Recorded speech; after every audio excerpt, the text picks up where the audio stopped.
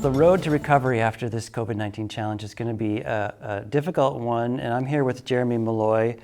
And Jeremy, your focus is on the recovery being a just recovery, and you're holding a Zoom event where the community can be involved next Monday. Can you tell me a bit about that? Just recovery is what we're calling it.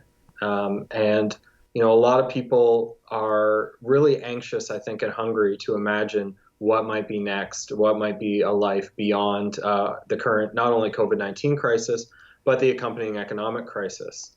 And in my position as a climate justice organizer, I'm always mindful there's a third crisis that we are experiencing right now that doesn't care about COVID-19, and that's the climate change crisis. So that's an awful lot to us to have on our plates in our community at this moment in time.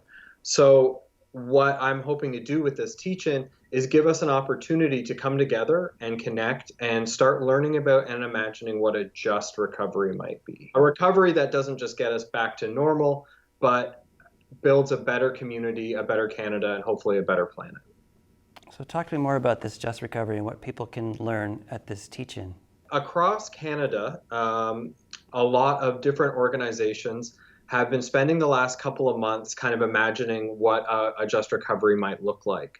And these are organizations that work for environmental justice, social justice, healthcare, housing, employment, and they drafted 6 principles for a just recovery. So basically, the teaching, we're going to discuss what some of those principles are, and then start, talking about what we think of them and imagining what it might look like to put those principles into practice for a just recovery in our community. So there's going to be a real kind of conversation, not only of like in the abstract that these are some very good ideas that our recovery should be organized around, but also starting to work towards like concrete things that we can start building here in Kingston. Talk a bit more about the concrete things so people will learn a lot of the teaching, and then how do you want them to apply that in our community? So after the 2008, Great Recession, which in a way is kind of the most recent event that happened that mirrors what we're going through, at least economically right now. Obviously, we didn't have the pandemic then.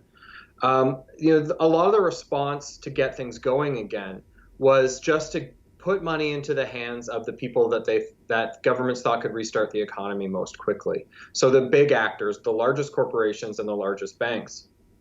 But what we've seen over the past 12 years with the growing inequality and the lack of meaningful action about the climate crisis is, it's not going to be good enough to just kind of try to get things back to the way they were, because the way things were was not working for a lot of people. And COVID-19 has kind of exposed things that were not working in our society, like conditions in long-term care homes, for example.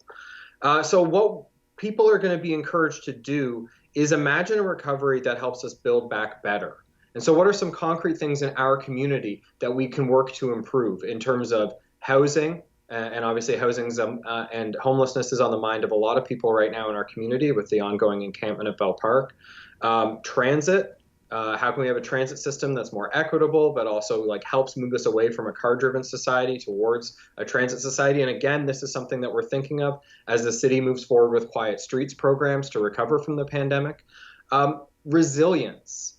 One of the things that this pandemic has shown is how some of these huge global systems of supply chains of getting our products from are actually very risky, and they've been very disrupted easily by a pandemic. So how can we kind of build up our local economy, our local food systems, our local economic and employment systems so that, things that are generated can be used and benefited from right here in our own community, as opposed to being dependent on things coming from very far away, whose economic benefits might also leave the community. I think we've really seen the value about community businesses and taking care of each other in this moment. And I think that we're going to, at this Just Recovery teach-in, kind of talk about some ways that we could encourage more of those similar projects or ideas to happen as part of the recovery. Can you talk about the demographic or the type of citizen you want to be involved in this teach-in and moving forward? I would like everybody with an interest to be involved. And I would say specifically people who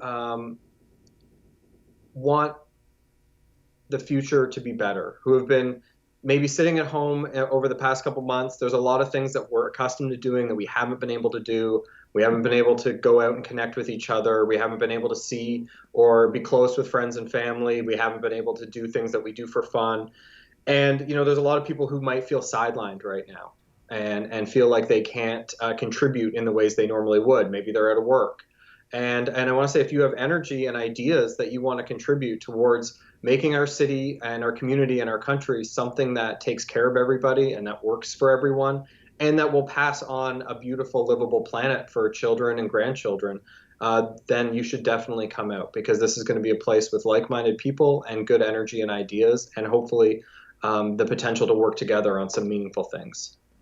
So Jeremy, you're a climate justice organizer. Can you tell me a bit about yourself and why you're involved in this project? So yeah, I have the great good fortune to be the lead on integrity of creation and climate change with the Sisters of Providence of St. Vincent de Paul, normally working out of the Mother House on Princess Street at Sir John A. Macdonald, just across from the Food Basics. Of course, like a lot of people, I'm working from home these days.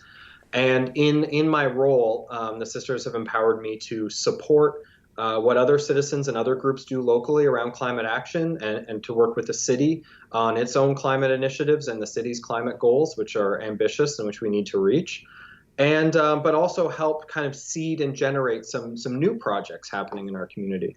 And I'm very excited about the Just Recovery, and hopefully as a medium to long-term goal coming out of a Just Recovery, a Green New Deal for Canada, because two main reasons. Number one, these are massive systemic problems, so we need massive solutions, which sounds scary, but actually it's really inspiring to me that we can address so many things at once and make life better for so many people along so many axes of society. I think it's something to be very excited about. And also because I believe that, you can't solve environmental degradation without addressing racism, without addressing inequality, without addressing our public sector and health. So that's one of the reasons why I think a Just Recovery is such a promising platform. There's so many different groups coming from all walks of life across Canada that are working together on this. There's groups in other countries working together on this. And I think it's a chance for us to really connect on a scale that is sufficient to meet the problems that we face. And most of all, I love talking about a Just Recovery and thinking about it and strategizing it, because the world is at times a very bleak and very scary place right now. And I think it's so important that we dream and that we think about solutions and we focus on something that we can believe in to make things better, as opposed to just looking at problems. And so if you're a solutions-focused person, if you're a person looking for inspiration and something to concretely build, because I found that in my own life, that working on these problems is the number one way to kind of stay balanced in these times, then I think that you would find this very fulfilling next Monday. Great. So Jeremy, how can people be at this thing? It's on Zoom, right? We're all physical distancing, so... It is going to be, yes, it's going to be delivered online via Zoom. So the best way is if you Google Kingston and Thousand Islands Teach-In Just Recovery. The link to the 350.org page will come up. If you Google 350 Canada, their website has a list of all the teach-ins taking place across the country. You can put your postal code in or click on it. Or you could email me, jeremy.milloy@providence.ca, and I can get you connected. It's also a Facebook event. So again, if you're on Facebook and search Kingston and the Thousand Islands Just Recovery, the event will come up and you can sign up there. The Zoom link will be provided. It'll be from 7 to 9. It will fortunately not just be me talking. There will be interactive elements, chances to do discussion, both in the chat and hopefully on the video, although that will depend on how many folks that we get out. Signups are already very robust, which is really good to see. And so it's pretty easy to connect and to sign up. Great. Jeremy Malloy, thank you for your time. I appreciate it. Thank you very much for having me on.